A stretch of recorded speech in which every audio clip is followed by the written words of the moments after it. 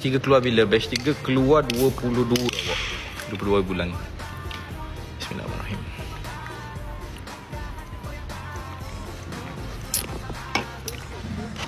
Esok ada live tak? Tak ada. Tak ada live.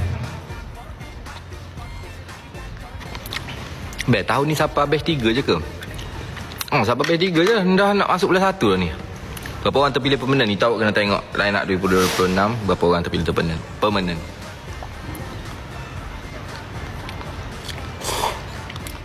Bagilah clue mana boleh.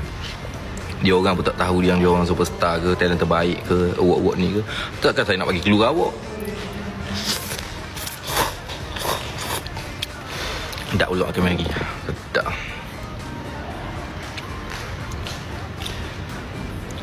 Tak sabar nak tengok. Habis superstar pecalon 5 ke 6 orang. Tak sampai 6, 5 rasa.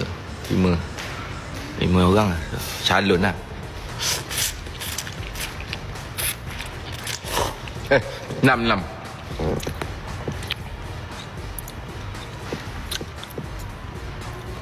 Assalamualaikum, hai. Habis buat live premiere ke?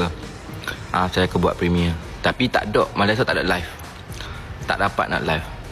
Siapa yang tengah catch tu? Saya seorang lah sini. Tema apa? Tema black tie je. Spill lah black tie je. Tak ada macam tahun lepas lah.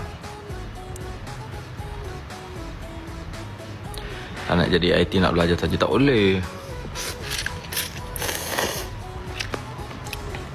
Malaysia Award. Habis tahun depan sampai batch berapa? Tahun depan tak ada intake lagi. Tahun depan intake line up 2026. Maksudnya siapa yang ada 2026.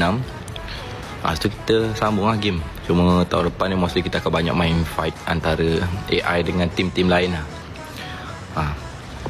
Kau cakap